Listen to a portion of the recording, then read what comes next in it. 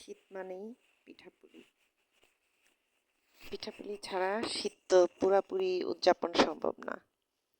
তো এই তো মাঝে মাঝেই বিভিন্ন পিঠা বানাই। পাটিসাপটা, চিতই পিঠা আগেই খাওয়া হয়ে গেছে, এবার বসে গেলাম দুধ পুলি বানাতে। তো কিভাবে বানালাম পুরো আমার প্রসেসটা আপনাদের সাথে শেয়ার করতে আসলাম। আপনাদের সাথে তো সব কিছুই শেয়ার করি, তাই এই তো আমি চুলায় প্রথমে যে চালের ময়দা আছে, চালের গুঁড়া, সেটাকে একটা রুটি বেলার কাই করে নিলাম। এখন রুটিগুলো বেলে নিয়েছি আমি। আমার পিঁড়িটা একটু অনেকদিন ইউজ করা হয় না, রুটি বানানো হয় না, তাই এখন আমি স্টিলের একটা প্লেটে রুটিটা বানিয়ে নিলাম। আপনারাও কেউ হঠাৎ পিঁড়ি বেলুন খুঁজে না পেলে এই কাজটা করতে পারেন। আর ছোট একটা স্টিলের বাটি দিয়ে গোল গোল করে ছোট ছোট রুটি করে নিচ্ছি। আগে আমি সব রুটি বানিয়ে নিব, পরে এর মধ্যে পুর দিব। আমি অবশ্য এর ভিতরে দেওয়ার জন্য যেই পুরটা, খিরসাটা আগেই রেডি করে রেখেছি। তো খিরসাটার ভিডিও করা হয়নি। এখন হলো এই যে দেখুন, আমি এইভাবে সবগুলো রুটি কেটে গোল গোল করে ছোট ছোট করে কেটে নিচ্ছি।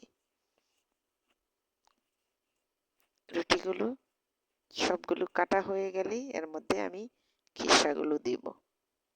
তো আমার মোটামুটি রুটি বানানো শেষ। এই যে এখন আমি খিরসা বানিয়ে রেখেছিলাম, দেখুন বেশ ভালো মতো অনেকটাই খিরসা দিয়ে এখন এগুলাকে মুখ বন্ধ করে দিব। এর মধ্যে অনেকে ইচ্ছা করলে ডিজাইনও করতে পারেন, কিন্তু আমি হলো ডিজাইন করলাম না, জাস্ট এমনি চেপে চেপে মুখটাকে বন্ধ করে দিচ্ছি।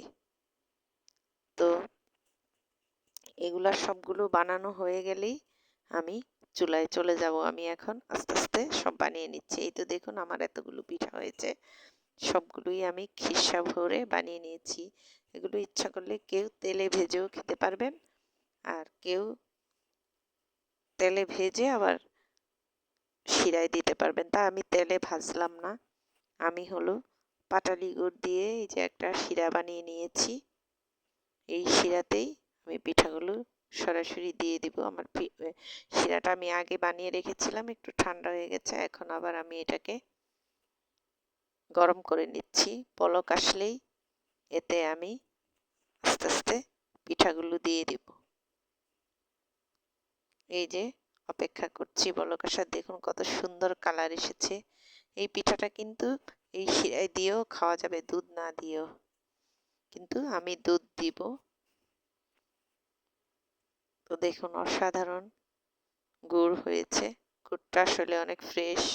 এর আগে চিতই পিঠা বানিয়েছিলাম, খেয়ে খুবই টেস্টি হয়েছিল, এই জন্যই আবার বানালাম। এই যে দেখুন কতটা টেস্টি, কতটা সুন্দর হয়েছে দেখতে। এই যে আমি পিঠা দেওয়া শুরু করলাম, আমার ঝোলে আবার জাল উঠে গেছে। আস্তে আস্তে সবগুলো পিঠাই এখন ছেড়ে দিব, দিয়ে কিছুক্ষণ বলক দিয়ে চুলা অফ করে দিব। এর মধ্যে অবশ্য আমি দুধ ভেজাবো, দুধ দিব। পিঠাগুলো বলক আসার পরেই দুধটা দিব, কারণ আগে দিলে সবগুলো পিঠাতে সমানে গুড়টা ঢুকবে না, এই জন্য।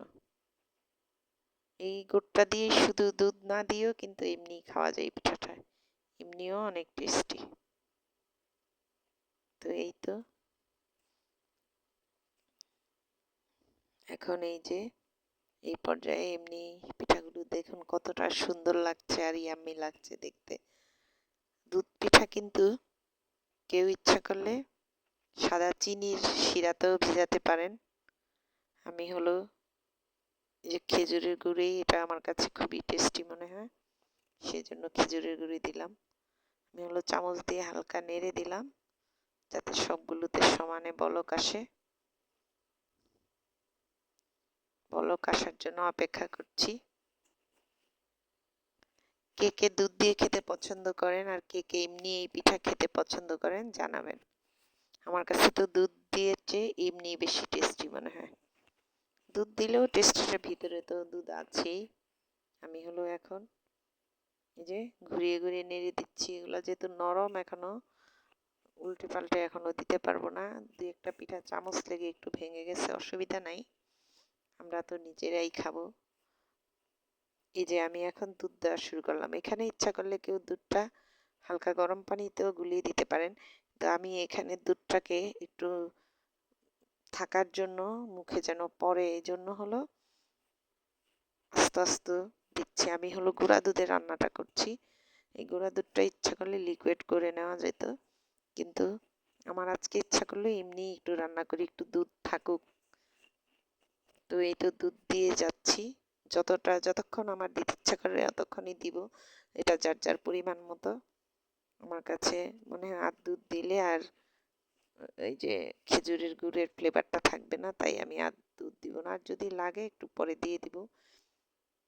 এই যে দেখুন দুধ কিন্তু কাটে নাই, কিন্তু আমি কিছু দুধের গুঁড়া উপর দিয়ে আবার দিয়ে দিব। সত্যি বলছি, ঘ্রাণে পুরা খেজুরের গুড়ের ঘ্রাণে পুরোটা ঘর ভরে গেছে, আর এতই ইয়াম্মি হয়েছিল খেতে, কি আর বলবো আপনাদের। এই তো আমি পরিবেশনের জন্য দিয়ে দিলাম, টেস্ট করার জন্য। দেখুন কেমন হয়েছে পিঠাটা, ফুলে ভিতরে দুধের ক্ষীর, উপরে দুধ, চারদিক দিয়ে গন্ধে মোমো, দারুণ একটা পিঠা। কেমন লাগলো রেসিপিটা?